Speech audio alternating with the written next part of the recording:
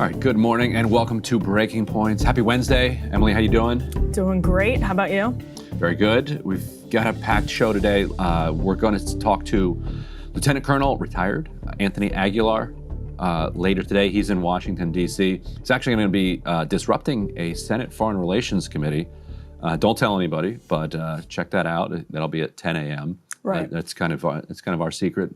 We got him before. He's Right. going to head to Capitol Hill. By the time this airs, it will have already happened. Right, but he has some really important perspective to share ahead of that about recent updates. And Yes, it's the enforced disappearances that Israel's accused of effectuating through the Gaza Humanitarian Foundation, and also his recent conversations with the ICC. He also told me that the USAID and the State Department internal investigators have reached out to him. So, you know, while he is while he's speaking publicly, he's also speaking directly to whatever authorities will listen about the crimes that he witnessed. the scrappy remnant of USAID. Apparently, there's still some people with like Wi-Fi access at USAID, and they're probing this. Interesting. We're also going to start today with some clips. I feel like, actually, I was thinking about this earlier, Ryan. The amount of times that we have opened up a show by saying the president had a truly wild press conference yesterday has to be in the dozens at this point. And not wild anymore. It's just called a Trump press conference at this point. Right. Although it's absolutely accurate that he did have a truly, by other standards, bananas press conference yesterday where he was confronted with video evidence that he had died. And responded to that. So you're not going to want to miss this block. Also, as usual, he also addressed some very important questions, whether it's what's happening in Ukraine or what's happening here at home. So we're going to break. We're launching a war in the Caribbean against fishing boats. Yeah, well, yes, we are. We will discuss all of that, and we have video of the strike that the government is putting out.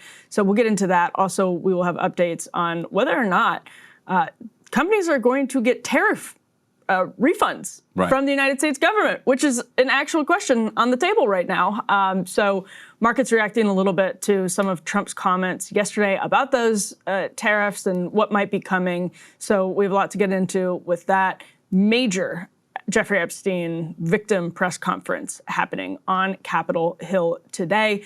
There was a big document dump just yesterday. We have some details on how legitimate or compelling any of that evidence is and what you can expect to see here in Washington today as Ro Khanna and Thomas Massie assemble this press conference of victims to get that discharge petition, which is right now hanging in the balance as to whether they'll get enough Republicans. They need 6. Whether they'll get enough Republicans to sign that discharge petition and compel the release of additional documents. Yep. And then we're going to take a look at the unrest in Southeast Asia. Malaysia, the Philippines, and Indonesia all seeing significant protests. Each one of them has their own unique characteristics, but all of them kind of related to corruption and people just fed up at the way that their governments and their elites are ripping them off. And we'll also be joined by Pam Bailey, right, Ryan?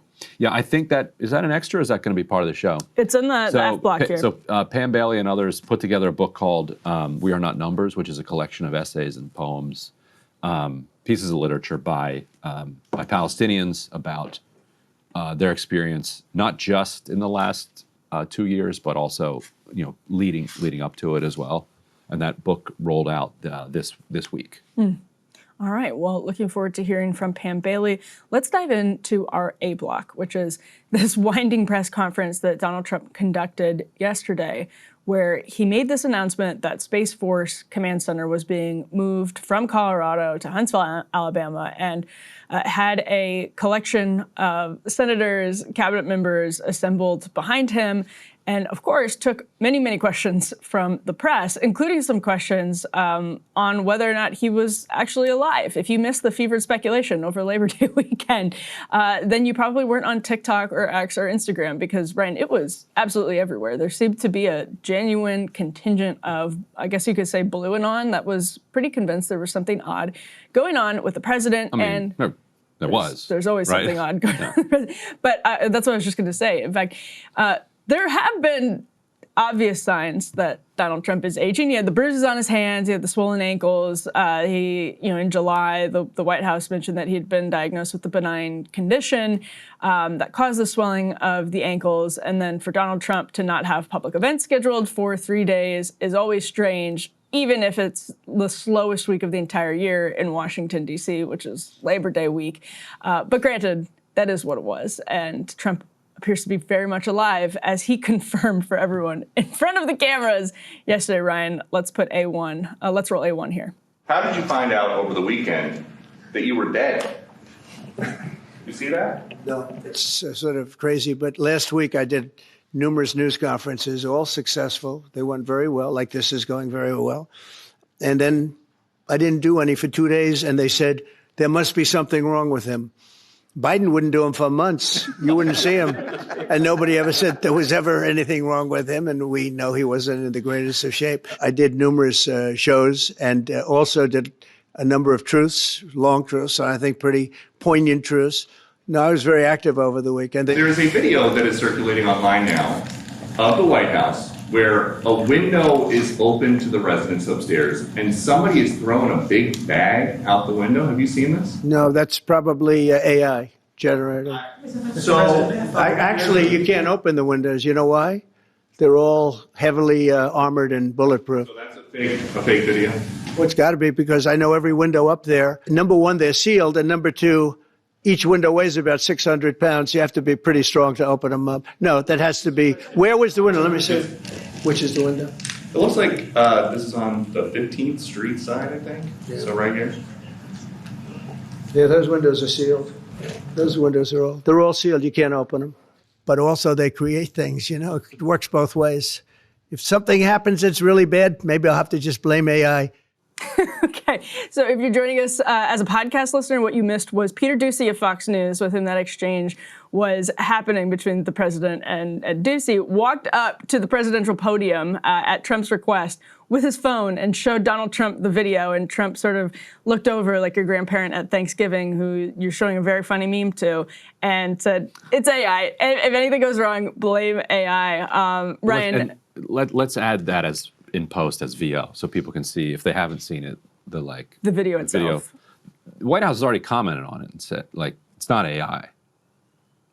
Trump is confused on this. He might be, because they are renovating the Lincoln bedroom. This was part of the reason the conspiracy theories should have been halted by at least Friday, is that he did this long interview with the Daily Caller, and the reporter there, Reagan Reese, who posted pictures with him, said she talked to him for an hour, and in the transcript, you can hear him. He gets up at one point and shows her the renovations of the Rose Garden, and then says, we should get her up to see the Lincoln bedroom at some point, which is why he's just so, he's talking there about the windows, and he says, I know every window up there. Of course he knows every window up there, because he seems to be extremely focused on the details of every renovation that's happening at the White House. And we've seen since some comments from sources and media reports that suggest this is actually Donald Trump, something he sees as his legacy, is like the Trumpian renovations to the White House. So I thought the trash thing was legitimately weird, and understand, why people spiraled and went down the rabbit holes given his bruising and everything else. But it was obviously pretty, by Friday, I think it was obviously a little bit over the edge. Well, he's alive.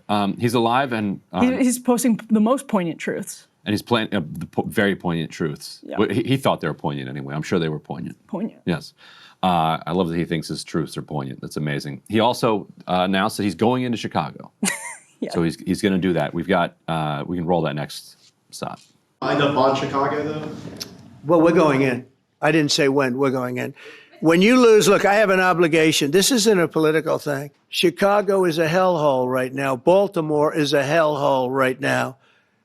Parts of Los Angeles are terrible. If we didn't put out the fires, and I mean the other fires, the bullet fires, they didn't do a good job with, they should have had the water coming down, like I said. We had to release the water. We had to go in and release the water to L.A. It's so badly run. Everyone in March today in California ruled that your deployment of National Guard troops to Los Angeles was illegal. Do you have any response? Well, it was a radical left judge. But very importantly, what did you not tell me in that question or statement that you made pretty much of a statement, I think. Well, I was asking for your response. No, you didn't say what the judge said, though. The judge said, but you can leave the 300 people that you already have in place. They can continue to be in place. That's all we need. But why didn't you put that as part of your statement? So he said he's going into Chicago, but doesn't know when. So presumably it's going to happen. We don't know when. What can we make of the latest legal setback? Yeah, it's a good question because obviously what's happening in D.C. is different than any other city. So whether it's Los Angeles, Chicago, New York, completely different across the board from D.C. And in L.A., the justification is that the National Guard was guarding federal property and federal agents. So ICE agents and then also federal buildings. And that is what the Trump administration now, they can declare emergencies of various kinds. That's something that was discussed in 2020 and actually had been used before, if I'm remembering correctly, Ryan, right in the 1960s, that the National Guard had been brought in. And that was what the now infamous Tom Cotton at the New York Times was talking about, is that there's some historic precedent for doing that. But of course, those are active riots that were then trumped up to the legal standard of insurrection in order to justify it. And they also brought the military in a bunch to break up strikes in the 19th century. Oh, that's such an interesting point. Yes, and so there are all kinds of ways that you can stretch, and that's what was happening in Los Angeles. And it means that the administration has to think about how that would work in a place like Chicago. Are they just deploying around federal buildings? Are they just going to be following ICE agents? This is a difficult, or is there going to be some type of legal, like to your point, justification that there's an ongoing emergency? Obviously that would be part of it, but is there something that's going to say that the crime, what are they going to use? They have different devices, so it probably means that they have to look at another tool in the toolkit legally. Right, so they have to fight crime only around federal buildings. Illinois Governor J.B. Pritzker responded, thank you, but no thank you. Here's Pritzker's response. I'm aware that the President of the United States likes to go on television and beg me to call and ask him for troops. I find this extraordinarily strange, as Chicago does not want troops on our streets. I also have experience asking the President for assistance, just to have the rug pulled out from underneath me when execution meets reality. I refuse to play a reality game show with Donald Trump again. All those events required significant coordination between all levels of government. Some, like the Democratic National Convention last year, even required a limited deployment of the Illinois National Guard for broad security purposes, including especially preventing terrorism. So Illinois lawmakers might not want it, but Morning Joe lawmakers do. Let's roll A3. I actually think that J.B. Pritzker should do something radical. I think he should pick up the phone, call the president, and say, you know and I know you don't have the constitutional authority to deploy the National Guard here and to police my. You can do that in D.C., you can't do that in Chicago. But let's partner up. These are the most dangerous parts of my state. We would love to figure out how to have a partnership that's constitutional, that respects the sort of balance of federalism between the federal government and the state government. And let's work together to save lives. Was he proposing like a clear and hold strategy in Chicago? I mean, first of all, the stilted melodramatic delivery of Joe Scarborough when he says, I'm going to propose something radical, and takes like a 10-second pause. But Brian, let me say something radical. I know it's not radical at all. It's actually like conventional, probably wisdom of people like Joe Scarborough, although in this case, I'm not convinced it's entirely wrong. The chyron on that Morning Joe segment was 54 people shot, at least 7 killed in Chicago. I think there probably is a middle ground. It's not to say that Donald Trump would be eager to compromise with J.B. Pritzker, but I think J.B. Pritzker's political instincts here are way off, unless what he's doing is just to position himself for a 2028 primary, in which case that's great because you're building up goodwill with the sort of activist base of the Democratic Party who absolutely wants resistance at all costs.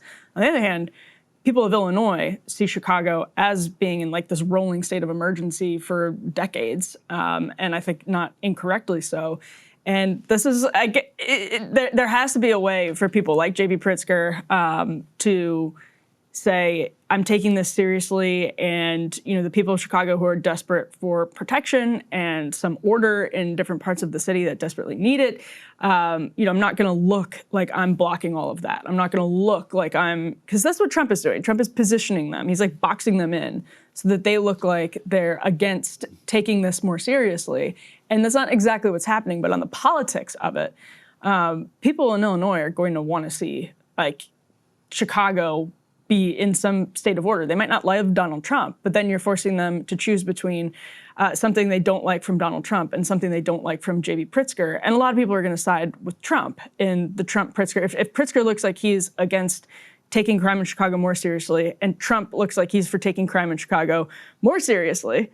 The reason I disagree with that is that I don't think there's anybody who's persuadable who thinks that Trump sending the National Guard into Chicago is actually going to do anything about crime, even necessarily short term. Like, if you send a whole bunch of National Guardsmen into a block, I think while those guardsmen are on that block, you might have less crime. Mm-hmm.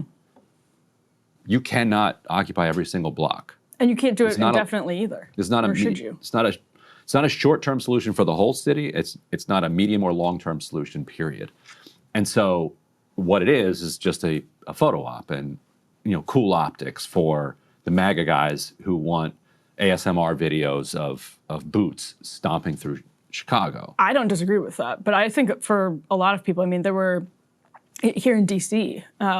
When local news was going around and asking people about the federal takeover, there were people in like Ward 7, Ward 8 saying, I'd love to see the National, I don't love Donald Trump, but I'd love to see the National Guard actually come to this neighborhood because we haven't seen them yet. So I don't necessarily agree that, maybe that's where we disagree on this.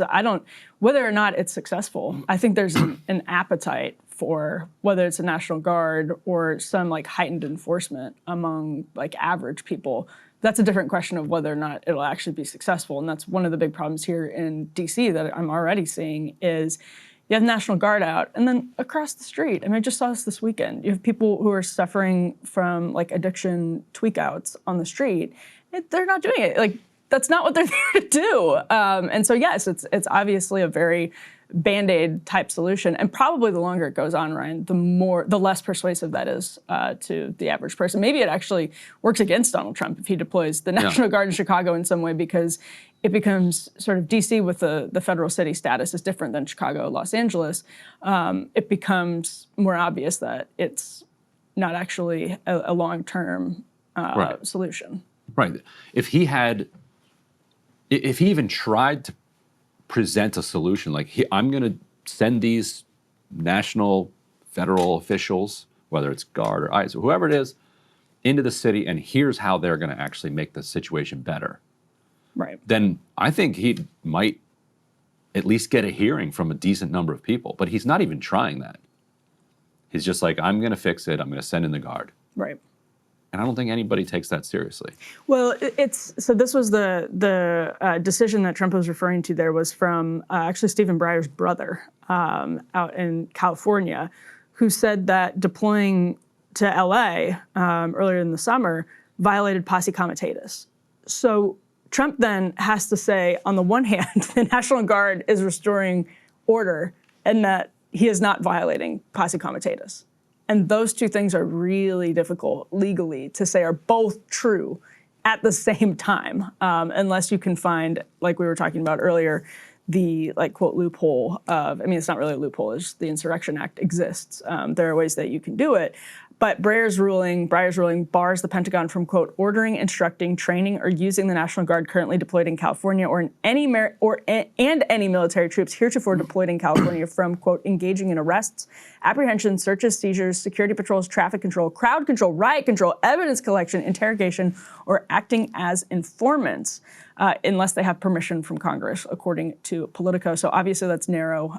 The language is narrow to California, but looking to Chicago, the administration is not going to be afraid to test that ruling and see if they can get something like this up to the Supreme Court, probably. Hey, if you like that video, hit the like button or leave a comment below. It really helps get the show to more people. And if you'd like to get the full show ad-free and in your inbox every morning, you can sign up at breakingpoints.com. That's right. Get the full show, help support the future of independent media at breakingpoints.com.